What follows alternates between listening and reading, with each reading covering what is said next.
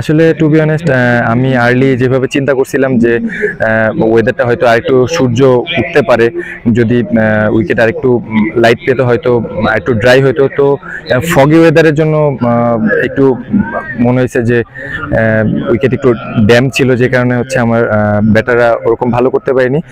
Overall ওদের বলারদেরও credit দিতে হয়, ওরা সিচুয়েশন অনুযায়ী বল করছে, উইকেট অনুযায়ী বল করছে।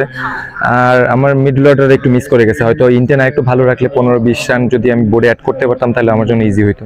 ডেফিনেটলি এখন এই ম্যাচ নিয়ে পড়ে থাকলে হবে না, আমরা নেক্সট ম্যাচের জন্য প্ল্যান করতেছি। আমি চেষ্টা থাকবে আমাদের 100% দিয়ে নেক্সট ম্যাচটা জেতাই আমাদের মেন লক্ষ্য থাকবে। না ডেফিনেটলি ওরা অনেক ভালো টিম, তো চেষ্টা থাকবে আমাদের 100% দিয়ে আমরা ওদের বিট করার চেষ্টা করব। যেহেতু আমরা ওভারঅল এই টুর্নামেন্টটা ফুল ভালো খেলছি, তো চেষ্টা থাকবে লাস্ট একটা ম্যাচ জিতে ফাইনালে জেতা।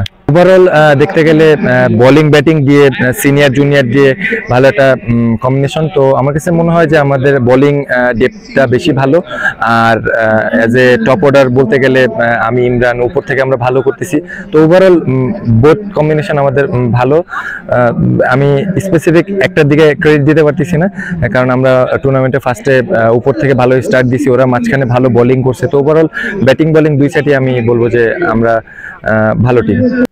ডেফিনেটলি এখন এলিমিনেটর রাউন্ড, তো এখানে ডেফিনেটলি আপনার প্রেশার নার্ভের খেলা। যে টিম মাঠে স্পেসিফিক টাইমে প্রপার ডেলিভার করতে পারবে ওরাই জিতবে, তো ওদের হালকা করে নেওয়ারও কিছু নাই। There are also very good team. So আমরা চেষ্টা করবো আমাদের 100% দিয়ে মাঠে এফোর্ট দেওয়ার জন্য।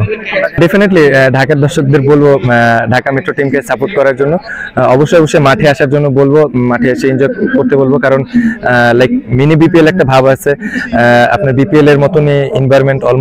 তো মাঠে এসে খেলা উপভোগ করতে বলবো অবশ্যই। হ্যাঁ ডেফিনেটলি আমি একটা পেজ দেখছি, তো খুবই ভালো হচ্ছে, সবকিছু টাইম টু টাইম যাচ্ছে। এগুলি দেখে খুবই ইন্সপায়ারিং যে আমাদের বিপিএল বাদের একটা ডোমেস্টিক এরকম এনভায়রনমেন্ট আছে, এরকম একটা পেজ কন্টিনিউ হচ্ছে, তো দেখে ভালো লাগতেছে।